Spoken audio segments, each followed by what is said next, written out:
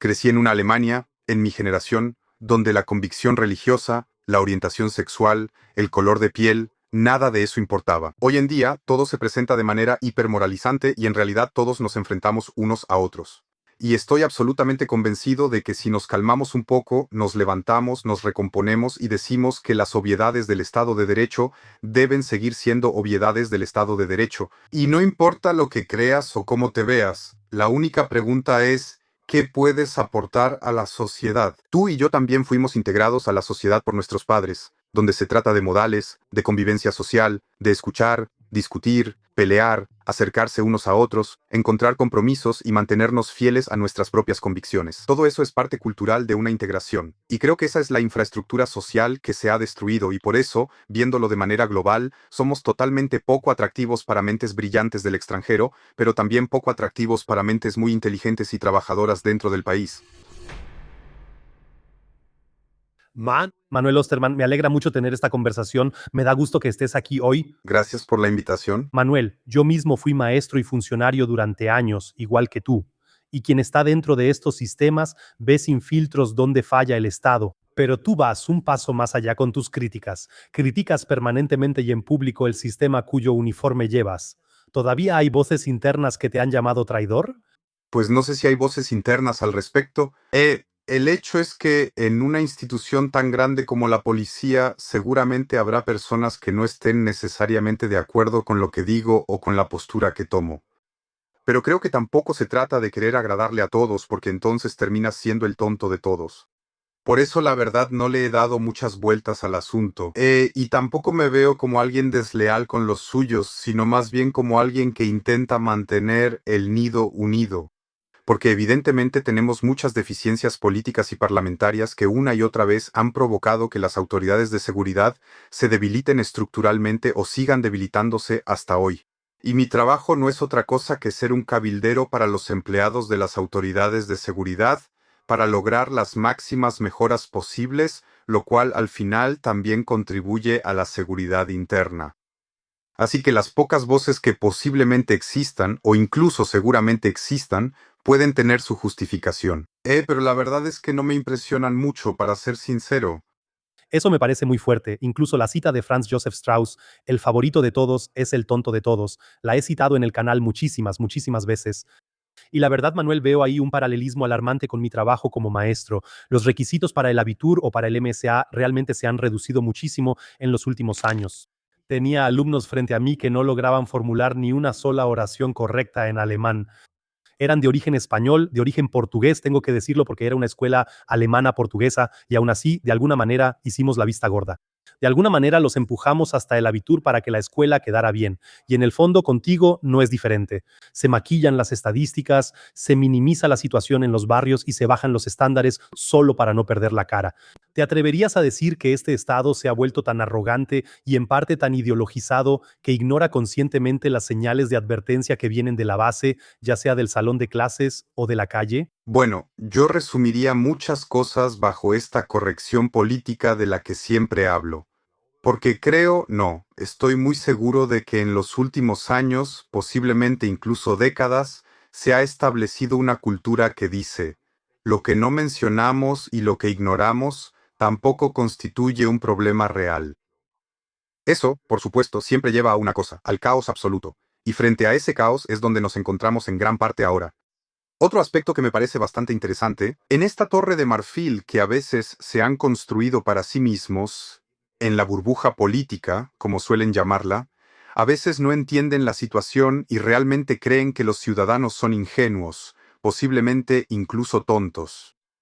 Porque la gente en el lugar experimenta la realidad brutal de manera directa y sin filtros. Brutal no siempre tiene que ser algo negativo. También hay momentos geniales y desarrollos positivos. Eso también forma parte de todo esto.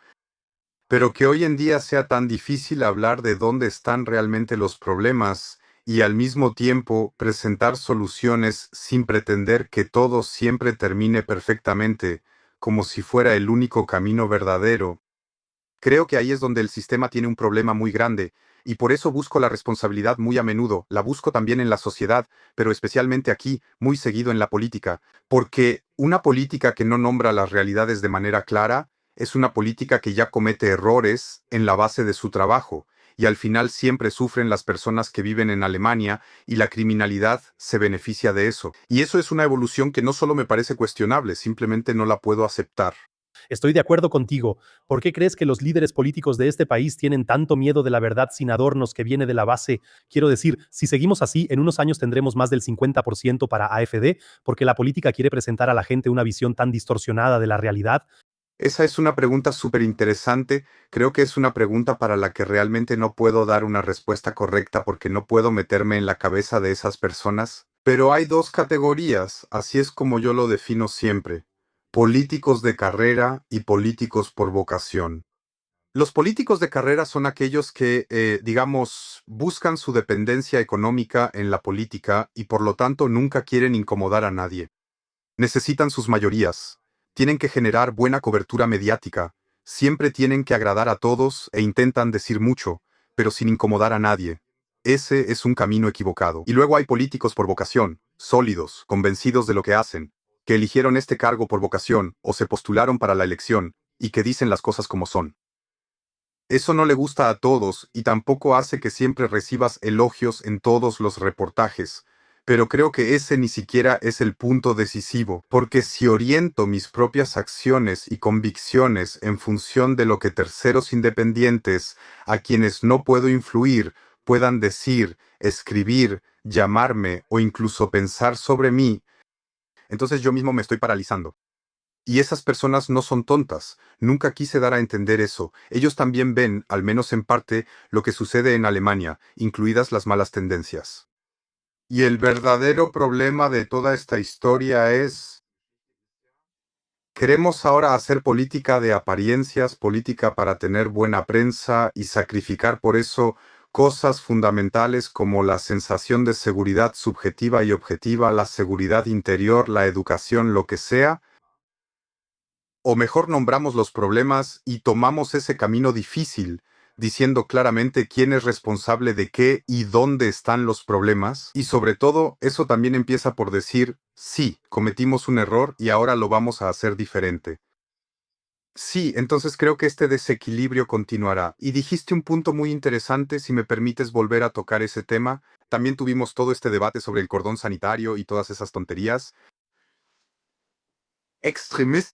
Los extremistas siempre se unen en algo, sin importar cuál sea la tendencia extremista. El ataque frontal al orden básico libre y democrático, así que en realidad se parecen mucho más de lo que algunos creen.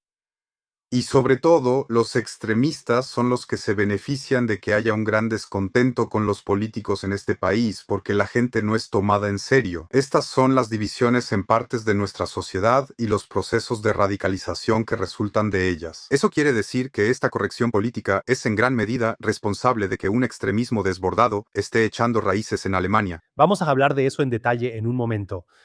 A veces siento que en Alemania es como un kinder reprimido, eso es lo que estamos viviendo aquí en este momento. Creo que las personas realmente productivas, los inmigrantes calificados que realmente necesitamos en este país, en realidad no tienen ganas de venir a Alemania. Y con estas tasas de impuestos, con esta burocracia aplastante, con la envidia social que existe aquí en Alemania, definitivamente yo elegiría otro país. En cambio, nuestro sistema atrae exactamente a lo que ves todos los días en la calle, lo que yo mismo percibí en parte como maestro en ese entonces, muchos no calificados. Y acabas de mencionar en muchos aspectos esta mentalidad políticamente correcta y de vivir sobreprotegidos que en cierta medida está arruinando nuestro futuro. Porque también, debido a nuestra política, ahuyentamos a los tipos, a los que realmente aportan, y el principio de mérito se ha cambiado completamente por la asistencia social o simplemente se ha estrellado contra la pared. ¿Tú también tienes la sensación de que en Alemania estamos poniendo incentivos completamente equivocados? Sí, totalmente. Ahora voy a dejar de lado mi conocimiento experto real y voy a hablar como Manuel Osterman y dar mi opinión. Y ese es el contexto económico. No sabría decir en qué seguimos siendo atractivos para personas de alto rendimiento, para la innovación, para gente valiente que quiere emprender, que por cierto también debería poder fracasar de vez en cuando. Nada de eso es reprochable. De hecho, me parece admirable cuando hay personas aquí que asumen responsabilidades y toman la iniciativa. Lo vemos también en las grandes corporaciones. Lo vemos en las cifras de insolvencia de las empresas medianas y pequeñas. Y aquellos que realmente tienen talento y valentía aquí, les ponen muchísimos obstáculos en el camino. Está la emigración al extranjero, donde estos profesionales son muy bien recibidos. Sí, totalmente comprensible. Y por otro lado, decimos que somos un país con un gran cambio demográfico, lo cual es un hecho, y necesitamos profesionales. Y eso también es un hecho. Bueno, ¿qué tipo de profesionales queremos entonces? Decimos, les ofrecemos la máxima falta de atractivo, pero queremos su experiencia. ¿Es esa entonces la oferta que le hacemos al mundo para conseguir a las mentes más brillantes? Me parece complicado. Ahora vuelvo al debate de política interna y dejo de lado mi opinión. De hecho, cuando miramos esta crisis migratoria, y digo conscientemente crisis porque está compuesta de dos elementos que la definen como tal: la sobrecarga de la infraestructura social, como diría Gauck, nuestro corazón es grande, pero nuestros recursos son limitados, y también la criminalidad. Y no hay manera de suavizarlo. Cuando un grupo representativo de menos del 2% de la población total es responsable de más del 50% de los delitos violentos, ahí vemos claramente un déficit clásico. Tiene muchas causas, pero el hecho es que esa no es la definición de trabajadores calificados que van a enriquecer nuestra sociedad y nuestro país. ¿Y por qué vienen estas personas? Porque tenemos un sistema de asistencia social sobredimensionado. Y por eso siempre digo que cuando las personas vienen a Alemania y presentan una solicitud, primero debe aplicarse el principio de cama, pan y jabón. Eso es algo que el Tribunal Administrativo Superior ya determinó judicialmente en 2021, en la cuestión de cuáles deben ser los estándares de alojamiento digno para las personas. Y si decimos que aquí no recibirás dinero, sino que recibirás todo lo necesario para respaldar claramente esa dignidad humana. Y si ahora te rechazan la solicitud, también tienes que abandonar el país. Creo que así también tendríamos una cultura de debate diferente y también una reducción de la criminalidad. Y hay un punto que para mí es muy importante y que tú también mencionaste: el hecho de que mezclemos todo y no nombremos claramente la realidad, por cierto, también lleva a eso. Y eso es lo que realmente me preocupa, que aquí hay personas que viven en tercera, cuarta, quinta generación, que según la definición son alemanes de pura cepa. Mi oposición diría que esas personas son desacreditadas y difamadas por su apariencia física. Crecí en una Alemania, en mi época, donde la convicción religiosa, la orientación sexual, el color de piel, nada de eso importaba. Hoy en día, todo se presenta de manera hipermoralista y en realidad ponemos a todos unos contra otros. Y estoy totalmente convencido de que si nos calmamos un poco, nos levantamos, nos arreglamos la corona y decimos: los principios básicos del Estado de Derecho deben seguir siendo principios básicos del Estado de Derecho. Y no importa lo que creas o cómo te veas, la única pregunta es: ¿qué puedes aportar a la sociedad? Y si tienes una respuesta clara a eso y tienes esa infraestructura social, por eso siempre hablo de integración. La integración no es un debate exclusivo para la migración.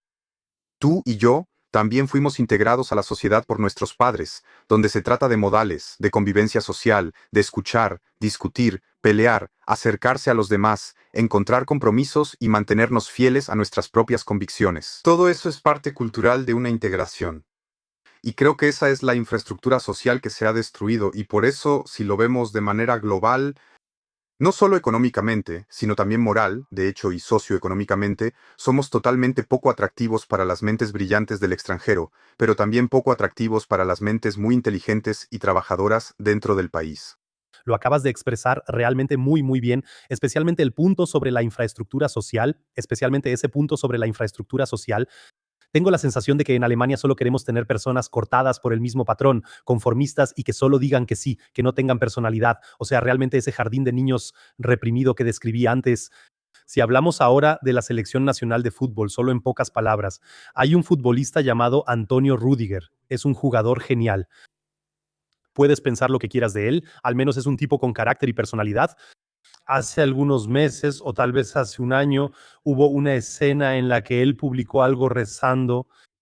Luego, durante meses, los medios tradicionales como Axel Springer y otros lo destrozaron por mostrar ese gesto de oración ante la cámara siendo jugador de la selección nacional. Yo creo que nuestra identidad y nuestro origen, incluso si queremos sacrificarnos por este país, y digo, él es un patriota de verdad, se menosprecian en cuanto uno se sale un poco de la norma. Y ahora en la selección nacional todos gritan, todos piden, todos piden. tipos con personalidad y carácter, pero en el fondo si no encajas en ese molde también te critican, muy diferente a otros países que celebran esa multiculturalidad. Y por ejemplo, también hay casos del lado cristiano, como el de Ta, que fue visto rezando con sus compañeros en el círculo central. Y también ahí durante días, los valores que de alguna manera nos unen son destrozados inmediatamente por el público. Eso, en mi opinión, es una tendencia muy, muy mala en Alemania, sin importar de qué religión se trate. Sí, pero creo que también es una gran frustración que tienen las personas. No creo que quieran pelear o estar indignados todo el tiempo, pero creo que la máxima frustración, posiblemente también el miedo existencial, se desahoga en lugares donde realmente no debería. ¿No sería fantástico si dejáramos que el fútbol fuera solo fútbol? Si celebráramos como los noruegos y hiciéramos fama, y si simplemente estuviéramos orgullosos de lo que hemos logrado en el contexto deportivo. No sería bonito si no tuviéramos ningún tipo de debate político, ningún mano frente a la boca y ningún debate exagerado sobre banderas arcoíris, ni debates religiosos, sino simplemente fútbol. Nuestros muchachos, los mejores que tenemos, dando el 110% por la selección nacional de Alemania por Alemania. Entonces podemos hablar sobre si fracasaron deportivamente. Paréntesis, en mi opinión personal, sí lo hicieron. Pero no quiero tener debates secundarios sobre eso. Alemania, tu cuento de hadas de verano, eso es lo que deseo de todo corazón, y otras naciones nos lo han mostrado. Qué historias tan increíbles hemos vivido. Cabo Verde, Noruega, los neerlandeses que la rompieron en todos lados donde había ambiente. El fútbol es algo que une, una gran herramienta de integración social, cohesión, identificación, diversidad. Podría seguir así para siempre. Y por otro lado, echemos un vistazo a las autoridades de seguridad. También ahí siempre tenemos el debate. Uno de mis mejores colegas es musulmán creyente y es el primero en decir, el 24 de diciembre yo voy voluntariamente al trabajo, para que los compañeros puedan estar junto al árbol de Navidad. Así que, en estas autoridades de seguridad realmente no tenemos ese debate. Y quiero decir algo claramente. Por eso no entiendo nada de esto. Por eso también tengo un problema con declaraciones políticas en los edificios oficiales. Neutralidad estatal en el ejercicio del cargo. Punto. Se acabó. Ya sea un velo, una kipá, una cruz cristiana o cualquier otro símbolo religioso, no tienen cabida. Por ejemplo, en la policía, en un oficial de policía uniformado, no tienen nada que hacer ahí. Pueden creer en lo que quieran siempre y cuando sea conforme a la Constitución y no viole las leyes penales. Pero neutralidad estatal. Toda persona tiene derecho a encontrarse con un oficial de policía uniformado que, en el ejercicio de su cargo, esté absolutamente comprometido solo con la neutralidad, el derecho y la ley. Si pudiéramos ponernos de acuerdo en eso, ya habríamos terminado el debate, pero lo que acabo de decir volverá a generar una discusión. Pero creo que es importante mantener la calma y decir que quien ponga la neutralidad del Estado, o dicho de otra manera, quien anteponga sus convicciones religiosas, sin importar de qué tipo sean, por encima de la neutralidad estatal, no tiene nada que hacer en un uniforme policial. Punto. Eso me parece muy contundente. Hablemos rápidamente de tu última frase, cama, pan y jabón. Esa también es una frase que Björn Höcke suele usar en sus carteles. Imaginemos un escenario en 2029 con AfD o algunos años después, donde AfD tenga la mayoría absoluta. Vamos a imaginar juntos ese escenario. Si pensamos en este tema de las deportaciones de manera completamente pragmática, tú mencionaste ese 2% que es responsable del 50% de los delitos. Siempre pienso así. Primero, A, los refugiados no son un fenómeno natural. Y B, nadie va a dejar el país voluntariamente solo porque reciba una carta de la oficina de Alice Weidel, de Span o de quien sea. Eso significa, en última instancia, que tal vez tengamos imágenes similares a las de Estados Unidos con el IC, es decir, con una fuerza especial de deportación en las calles, si realmente se quiere fortalecer al máximo el poder ejecutivo. ¿Son esas imágenes que tú deseas para la policía alemana en Alemania en el futuro? Primero, no las deseo y segundo, tampoco las necesitamos porque este problema se puede resolver en 3 etapas. Empecemos con la base, y la base es aplicar la fórmula de cama, pan y jabón. Y para mí es muy importante aclarar que no es un término que yo haya definido, sino que está en la sentencia del Tribunal Administrativo Superior de Münster. Em, y siempre se da la impresión de que empezamos a tratar a las personas de manera inhumana al aplicar y hacer cumplir principios básicos del Estado de Derecho. Pero ese no es el caso. Entonces, si terminamos con este exceso de prestaciones financieras, como lo hacen los daneses, eso automáticamente reduce al máximo la llegada de personas a Alemania. Entonces ya hemos implementado el instrumento central al decir que necesitamos reducir la presión migratoria para no vernos sobrepasados en cuestiones de infraestructura. Ahora, por supuesto, surge la pregunta de cómo logramos sacar del país a las personas que ya están aquí. El primer paso, por supuesto, es con aquellos que ya tenemos y que están en centros penitenciarios. El segundo paso es con aquellos que identificamos y recibimos, y esa es, por mucho, la mayoría, que deben permanecer en centros de detención para deportación, centros ancla o en custodia previa a la salida del país. Para eso necesitamos las condiciones de infraestructura necesarias. Para aclararlo, de más de 41.000 personas obligadas a salir del país, es decir, que ya agotaron todo el proceso legal, incluyendo la apelación ante el Tribunal Administrativo, y donde se ha decidido legalmente y de manera definitiva que ya no tienen ninguna legitimación para quedarse en Alemania, ninguna. De eso estamos hablando, de más de 41.000 personas, pero solo tenemos 800 plazas en centros de detención para deportación. Eso significa, es una cuenta muy simple, está claro para todos, hay muchísima menos infraestructura de la que necesitamos para poder realmente hacer cumplir esta idea de aplicar la ley. Entonces, si realmente instalamos centros de detención para deportación, centros de recepción y procesamiento, centros de custodia, para llevar a las personas ahí y desde ahí enviarlas a sus países de origen, ese sería el segundo paso. Y también es importante que estas personas que luego son enviadas a sus países de origen reciban una orden de arresto y una prohibición de reingreso, porque si intentan volver a entrar a Alemania, no pasarán por un proceso largo, sino que serán detenidas de inmediato y luego regresadas. Eso es de suma importancia. Y el tercer paso es el siguiente.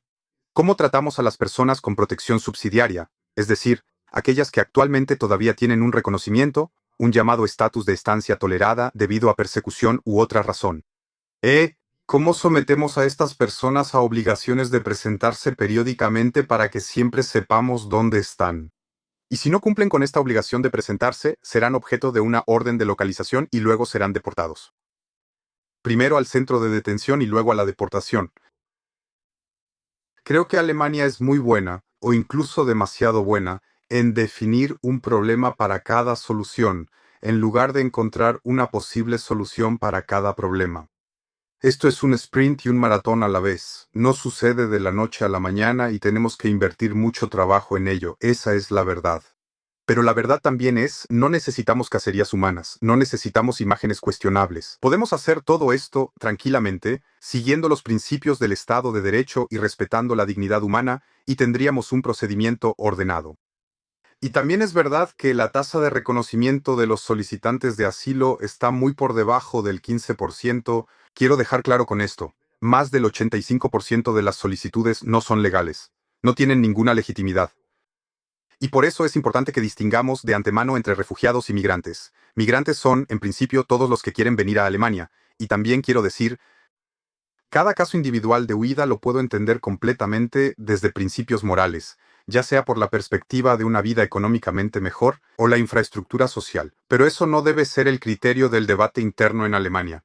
No somos la beneficencia de todo, la beneficencia de todo el mundo, sino que tenemos que ver cómo podemos realmente ayudar a las personas cumpliendo nuestras obligaciones humanitarias. Y eso solo es posible si nuestra infraestructura social tiene capacidad disponible.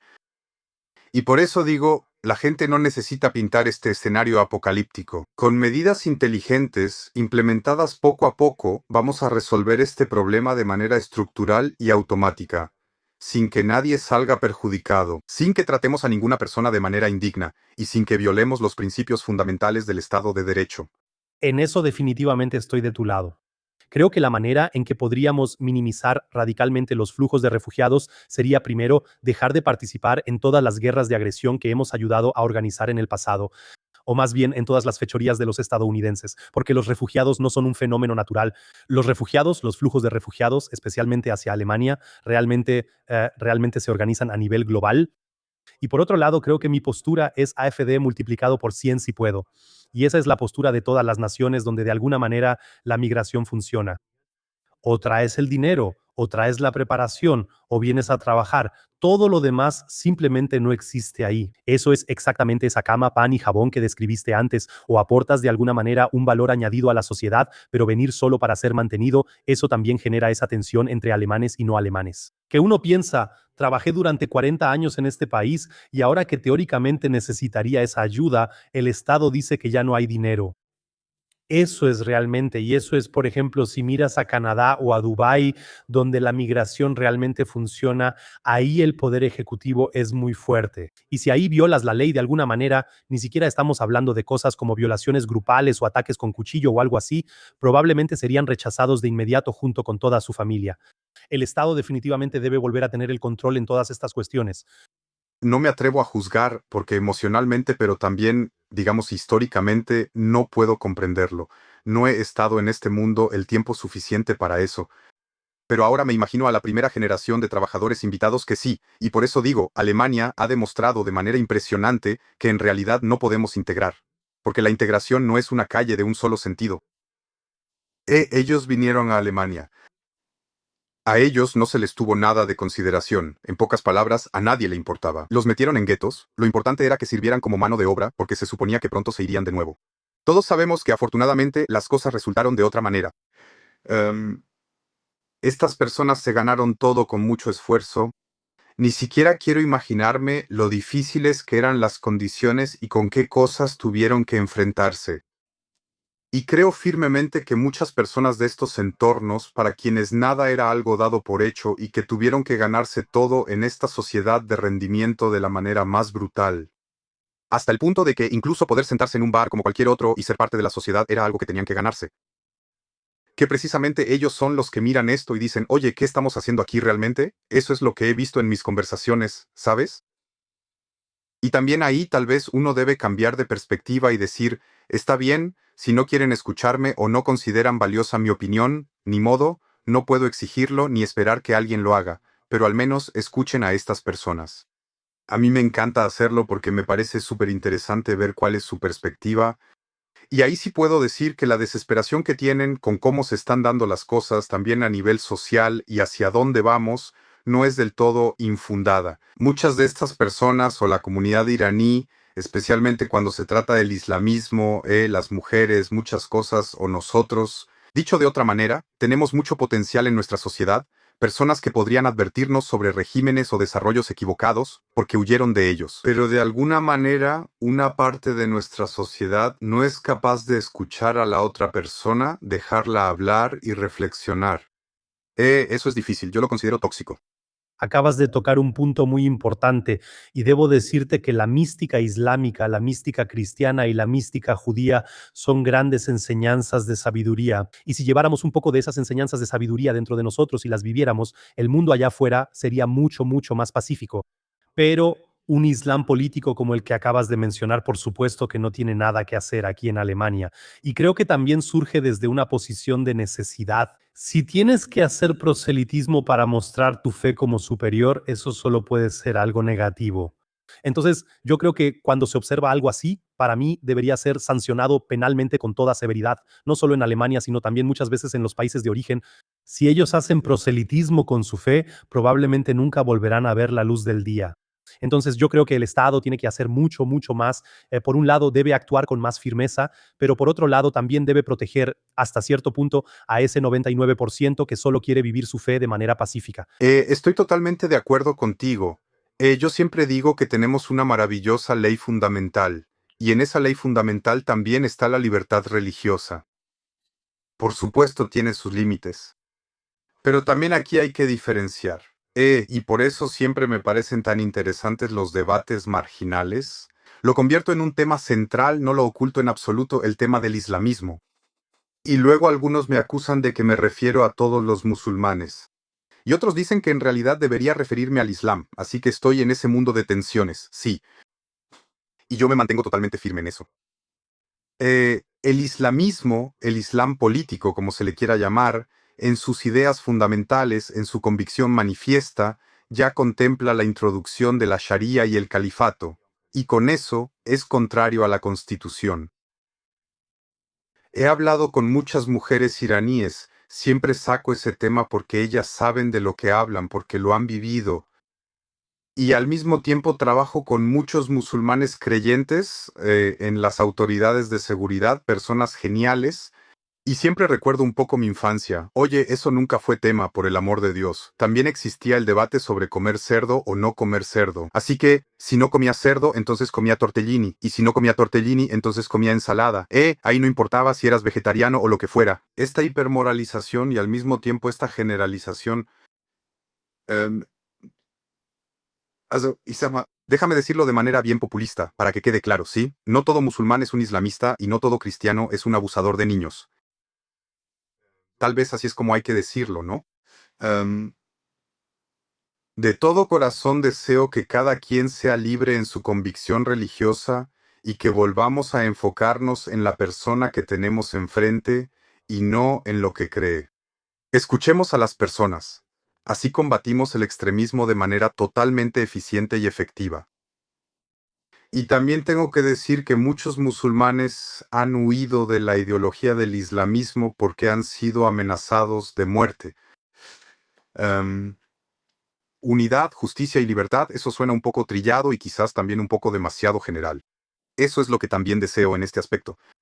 Al final, somos mucho, mucho más parecidos de lo que creemos. Yo simplemente deseo poder platicar con estas personas y no veo, cuando hablo con alguien, no veo en qué cree, por qué tiene otro color de piel, o si una oreja le sobresale más que la otra, sino que primero me alegro de encontrarme con él y lo escucho. Y lo que él dice es lo que yo tomo en cuenta para decidir si me parece bien o mal.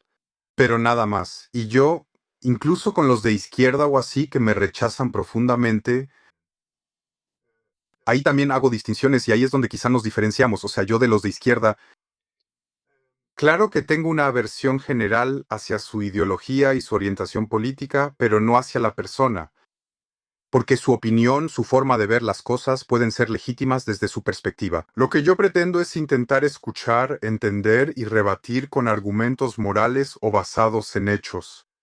Y eso se está perdiendo cada vez más. Y creo que, lamentablemente, las redes sociales tienen una gran parte de la culpa. Es una bendición y una maldición al mismo tiempo, pero bueno, eso realmente sería un tema sin fin. Al final, lo que acabo de decir es revelador y a la vez no dice mucho, porque ese pensamiento pacífico de unión y humanidad es lo que realmente me marca y me motiva mucho. Y como última frase sobre eso, cuando me critican de ambos lados porque hago algo mal, para mí eso es de alguna manera una posición que define el punto medio. Y la verdad es que ahí me siento muy cómodo. Por supuesto, acabas de mencionar los puntos en común. Justamente de eso se trata, de prestar atención a los puntos en común y no a todas esas voces divisorias que hay en el debate público. Creo que la verdadera rebelión hoy en día es realmente llevar una vida feliz. Y vas a llevar una vida feliz si te alejas de todas esas voces divisorias y simplemente te concentras más en ti mismo y en ver, oye, ¿dónde están realmente nuestras similitudes? Y cuando te enfocas en esas similitudes te das cuenta de que en realidad no somos tan diferentes. Y si vives de una manera u otra, ¿a quién le importa al final del día mientras me trates con respeto e integridad y estés aquí para aportar un cierto valor a la sociedad? Sí, y sobre todo, tal vez hay que decirlo, tal vez lo que realmente debe estar en el centro de atención es combatir las estructuras extremistas. Eso es, de eso se trata. No combatimos el extremismo de manera integral.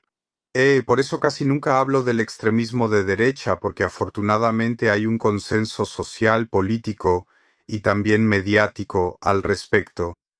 Inaceptable, en ningún momento, en ningún lugar, sin importar cuán grave sea, eso no se tolera, no se acepta ni nada por el estilo. Ahí de inmediato surge todo un bloque de confrontación y oposición, hay que acabar con eso. Y eso también está bien, pero yo digo extremista de derecha, no digo derecha. La derecha es algo políticamente legítimo, igual que la izquierda.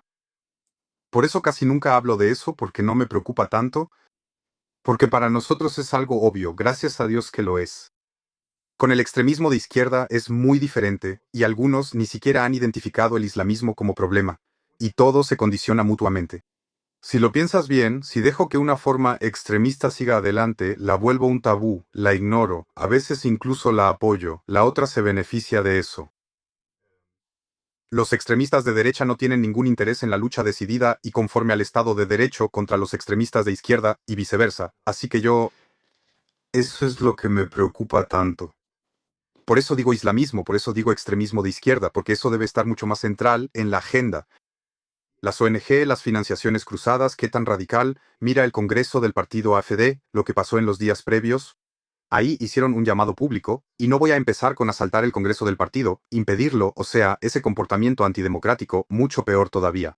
Hicieron un llamado público diciendo, dejen de lanzar botellas a los policías, usen adoquines, porque eso sí les duele de verdad. O dicho de otra manera, aquí está la instrucción perfecta de cómo podrían, asumiendo ciegamente ese riesgo, matar personas. ¿Dónde está la indignación? Al demonio. Y ese es el punto. Y si no dejo clara esta amenaza como tema, o si no hablo de situaciones de amenaza, de exclusión social sistemática, de denuncias ante el empleador, y hay muchísimos ejemplos que yo mismo conozco muy bien, entonces tenemos un problema. Entonces tenemos un problema. Y eso es lo que siempre quiero señalar. Siempre he dicho que tengo un enorme, enorme privilegio por el cual estoy infinitamente agradecido, y ahora puedo decir que tengo un alcance más o menos aceptable. No gano dinero con esto, no hago publicidad, hago todo esto solo, tampoco quiero ganar dinero con esto. Mi objetivo es manejar esto de manera responsable y dar visibilidad a temas o personas que merecen tener visibilidad, darles ese alcance. Y esa visibilidad debe servir para una lucha integral, incondicional, sin concesiones y dentro del Estado de Derecho contra todas las formas de extremismo, y simplemente no lo estamos haciendo. Y con eso tengo un problema. Estoy de acuerdo contigo y creo que ese alcance que has construido aquí también hace que de alguna manera seas intocable dentro del aparato, dentro del sistema, porque claro, ellos saben perfectamente que tienes detrás de ti a una enorme armada de seguidores. Me parece muy bien que hayas construido eso y que al final defiendas una posición con convicción. De todos modos, no puedo entender esta histeria en torno a la AfD en este país. Toda la desgracia en este país no es responsabilidad de la AfD, eso es responsabilidad de los partidos del sistema. La AfD nunca ha estado en el gobierno. Simplemente está en la cómoda posición de, desde la oposición, siempre señalar los problemas. Pero al final, cuando solo hablamos de la AfD, ¿no deberíamos hablar del fracaso de todos los partidos del sistema? Ya sea verde, negro, rojo, como sea. Pero en el fondo, tendríamos que hablar todo el día solo de los partidos del sistema. Pero lo que se está haciendo aquí es en realidad gaslighting en estado puro. Y yo he votado por la AfD 2 veces en el pasado. No porque sea un convencido de la AfD, sino simplemente porque pensé que no puede ser que ante todos estos enormes problemas en este país, ustedes solo tengan una respuesta, señalar a la AfD y el cordón sanitario. Y por eso la he votado 2 veces en el pasado. No sé si la volveré a votar en el futuro porque no estoy tan convencido de su programa o más bien porque tengo un enfoque de vida diferente. Yo opino que el Mesías está dentro de ti, tú tomas la libertad nunca te la dan en la vida y esa libertad no te la va a dar ni Alice Weidel, ni Jens Spahn, ni como se llamen. Por eso siempre reviso el programa, si estoy convencido, marco la casilla y si no, o no voto o voto por otro partido. Pero toda esta histeria, como acabas de describir, si esas palabras realmente vinieron de la Antifa, esos son los extremistas en los que deberíamos enfocarnos. Y tampoco en algún congreso de partido o en alguna palabra sobre remigración que haya dicho uno u otro político. Sí, estoy de acuerdo contigo. Sobre todo, hay que decir que un congreso de partido es una necesidad legal. Eso está en la ley de partidos. Y también es una obligación democráticamente legitimada, si así lo quieres ver. Entonces, ¿de qué estamos hablando realmente aquí? Dicho de otra manera, imagínate lo que habría pasado si el partido de la izquierda o los verdes hubieran querido celebrar su congreso y esto hubiera venido de la escena de extrema derecha. Híjole, híjole, híjole. Creo que eso todavía llenaría las páginas hoy en día, pero por cierto, con toda la razón. Por el otro lado, está bastante flojo, eso hay que decirlo. Se puede y tal vez hasta habría que reprochárselo a los medios. No a todos, pero posiblemente a algunos. Em, con todo este espectro de partidos, quizá quiera resumirlo un poco. Vivo en una democracia, amo la democracia y sé que la democracia es todo, menos algo que se da por sentado. La democracia siempre necesita la voluntad absoluta de defenderla, de protegerla, porque la democracia es un instrumento muy frágil y solo es fuerte cuando tiene personas fuertes que la respaldan. Esa es mi convicción fundamental. No me convertí en oficial de policía por nada. He prestado juramento y lo tomo muy en serio. Y ese juramento tampoco dice que seas leal y fiel a un gobierno. No lo dice en ninguna parte. Dice que seas leal a la Constitución. Punto. ¿Por qué digo esto? Porque encaja perfectamente con este debate sobre el cordón sanitario. Yo la derribaría de un solo golpe con el trasero.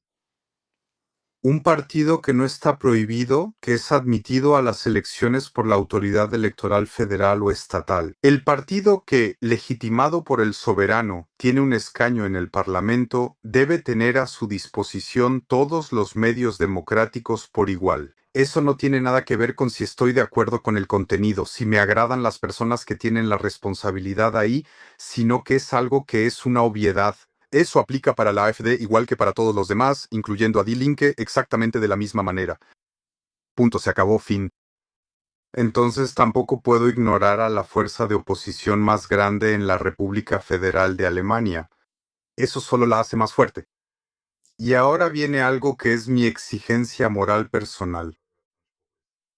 Actualmente hacemos política con la lógica de tengo una convicción política, pero si la AfD la comparte, ya no es mía. Punto. Si está bien o mal, ya no importa. ¿No puedo hacer política y decir, este es mi partido, este es mi programa y lo sigo sin piedad? Cualquier partido que quiera votar con nosotros es bienvenido porque se trata de mis posiciones, de nuestras posiciones. Una política que se orienta a que supuestamente los correctos voten a favor es una política que va a llevar al país directo contra la pared. Y ahora no nos engañemos. Mi pronóstico, y esto es importante, es mi opinión. Si seguimos así, de todos modos no se pueden evitar, no importa quién sea. Y siempre hago un llamado a eso, ese es mi propio estándar, me levanto por la mañana, tengo una convicción interna. La convicción interna no significa que siempre tenga la razón en todo lo que digo, me gusta que me demuestren lo contrario, pero para eso se necesitan argumentos, buenos argumentos. ¿Pero defiendo una causa? Si es la AfD la que, digamos, cite mis palabras en el Parlamento o si fueran los de izquierda, me da igual. Una vez me enfrenté a eso, en el Parlamento estatal, la AfD me citó sobre el tema de la migración y luego me llamaron y me dijeron, oye, la AfD te citó y yo respondí, felicidades. Un político con conocimiento del tema ha reconocido la realidad. Punto. Hubo una gran indignación. ¿Cómo puedes decir algo así? Pues porque así es. Porque simplemente así es. No me interesa qué partido está detrás de eso. Y tal vez también haya que hacer algo, entonces hay que desmitificarlos, o como sea, pero no se debe socavar los principios democráticos básicos al cuestionar a quienes están legitimados, partidos que están legitimados y sentados en un parlamento, por la legitimidad de los votos del soberano, alejarlos de la participación democrática. Esa no es la definición de democracia, y creo que ese también es el camino equivocado. Creo que un vistazo a la historia nos enseña que debemos ser valientes, abiertos y defender firmemente nuestros temas, y eso va desde Die Linke hasta AfD, todos los partidos por igual, en la misma sintonía, y al final de cuentas, de todas formas, el jefe en el ring es quien decide. Y quien manda y seguirá mandando es el pueblo. Estoy 100% de acuerdo contigo. Estoy totalmente convencido de que en 2029 AfD, a más tardar 3 o 4 años después, cuando la alianza anti-AfD se derrumbe, entonces con mayoría absoluta. Y si los partidos del sistema se enfrentaran a los contenidos, la AfD también tendría rápidamente 5, 10, 15% menos, pero creo que ahí sí, definitivamente va a haber un ambiente bastante autoritario en Alemania. ¿Qué crees que mejoraría para la policía si la AfD llega a gobernar de alguna manera después de 2029? ¿Crees que se invertirá muchísimo dinero en el trabajo policial? No puedo juzgar eso. Y también siempre soy cauteloso, porque las declaraciones de intenciones retóricas desde la oposición siempre son fáciles de hacer. Uno simplemente las dice y no tiene que preocuparse de que realmente sucedan. Creo que la realidad no es tan sencilla como se pinta en los cuentos o como uno se la imagina. La política son alianzas complejas que también deben pensarse a nivel europeo. Quizá quiero decir lo que actualmente está funcionando bien. Y eso es la administración del ministro del Interior federal, Alexander Dobrindt. Porque rara vez se ve a un responsable político que, como primera iniciativa, no utiliza los grandes gestos para obtener cobertura positiva, sino que cambia pequeñas cosas estructurales para el bienestar de los empleados, que los protege y los respalda. Em, Eso también hay que destacarlo un poco más. Tenemos un ministro del Interior federal increíble, realmente fantástico. Después de la catástrofe total que tuvimos antes, ahora hemos experimentado una especie de sanación interna. y tampoco todo va mal. Y así como no todos los políticos son tontos, también tenemos algunos realmente buenos ahí. Tal vez eso también sea una responsabilidad social, quizá yo también deba trabajar un poco más en resaltar lo positivo de Alemania, porque a pesar de toda la gravedad, de todos los potenciales peligros, de todos los temas graves, al final seguimos viviendo en un país hermoso y también en un país que es fuerte en sí mismo, con gente increíble, con mucha creatividad. Quizá también nos hace falta algo positivo que nos una, y no siempre solo lo negativo.